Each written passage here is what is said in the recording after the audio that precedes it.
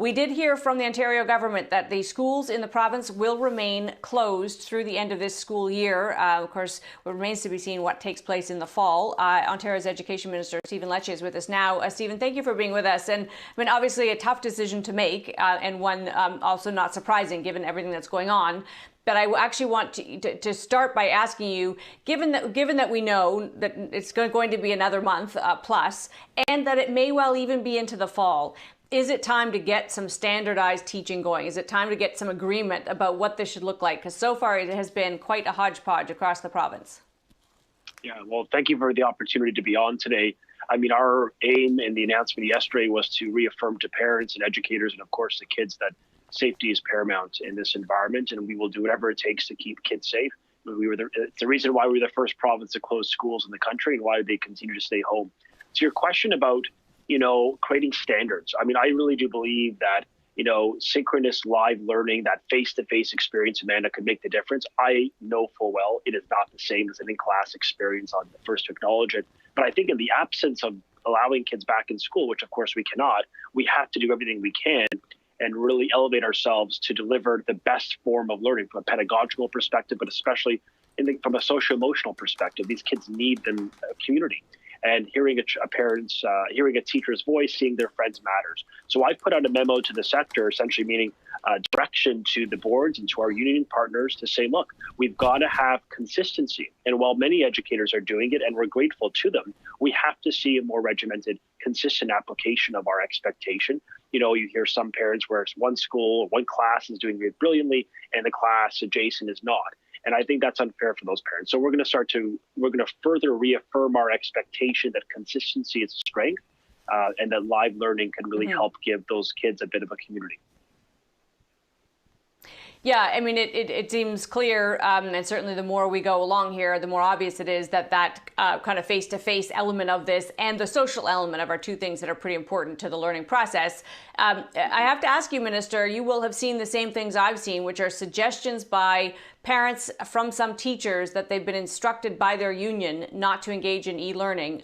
Given that was a very contentious part of your negotiations with these unions before COVID-19 happened, what's your reaction to that?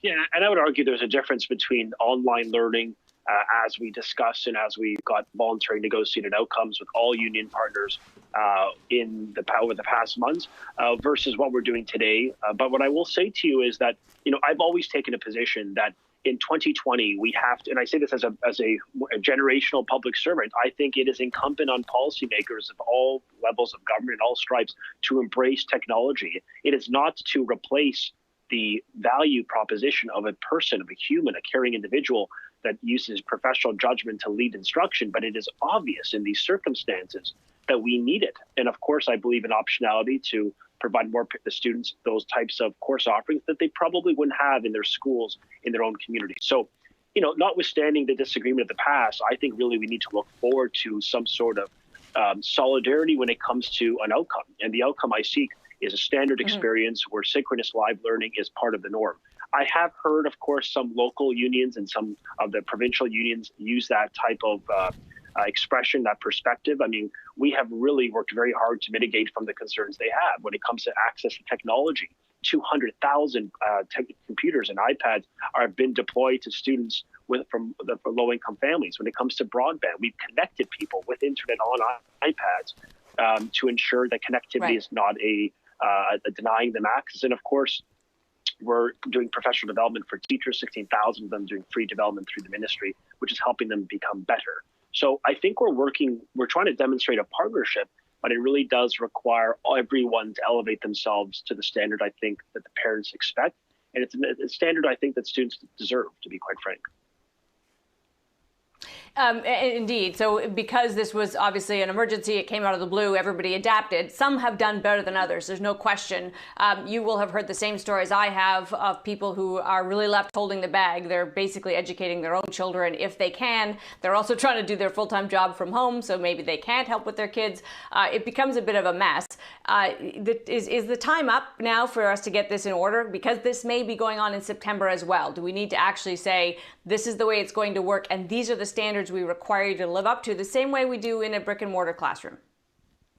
Yeah, I mean, to be honest, I have done that. I have sent out a very strongly worded directive memo to the sector to do that. As you know, that type of direction has been provided for, I think, for several weeks. I've sort of systematically increased the directive elements of that memo. But the point is, I have been clear. I want to see every educator learn the skills required. The entire economy has faced disruption with COVID-19. You were speaking about this earlier, just in the context of how that disruption has challenged employers and employees to adapt, to learn new skills, to have to pivot. And that is no different for our education system. And my expectation is that everyone needs to be part of the solution of standard outcomes. And so count on me to continue to make that case. Amanda, what I would submit is it is not as easy as me decreeing it in our system of government, and particularly with the collective bargaining arrangements. What I can do is set out expectations and try to hold folks to account, but also trying to incent behavior by saying, look, let's highlight the successes within our communities that are doing it right.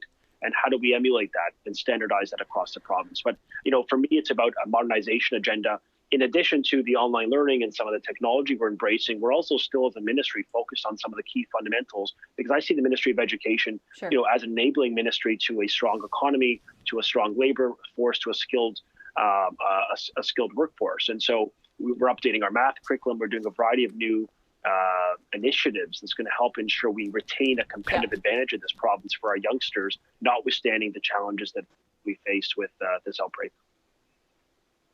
All right, and we don't have a lot of time, Minister, but I have to ask you, I know you're aware that many parents are also employees, and that as we see the economy open back up, they are going back to work. Keeping the kids at home does create this additional pressure. Did you factor that in, just in terms of how hard it will be for some families to cope? Absolutely. I'm obviously very self-aware that, childcare and daycare, most especially, and education are important elements of enabling parents to return to the labor market. We want to see parents return. Part of our economic recovery plan is largely predicated on, as we get through the various stages, to get parents into the workforce. And so what we have done is we've enabled home-based childcare to continue. On the next stage of our plan, we're currently, as you know, in stage 1 as of this week. Stage 2, the next immediate stage, we will see childcare reopening province-wide with strict guidelines and health protocols to keep these kids safe. We are enabling summer camps to open in July and August, and of course, summer school in class and virtual. So I appreciate your question. It is true. There are going to be impacts. The unfortunate circumstance of COVID and its implications on a variety of government decisions. But I think the main one for us is to get it right when it comes to keeping your child safe, which is what we have done. But we've also come up with mitigating strategies to enable labor market participation. And I think childcare could be a big game changer in the next phase as we see parents really start to get back to work as the economy starts to recover. All right, Minister, we appreciate your time today. Thanks so much.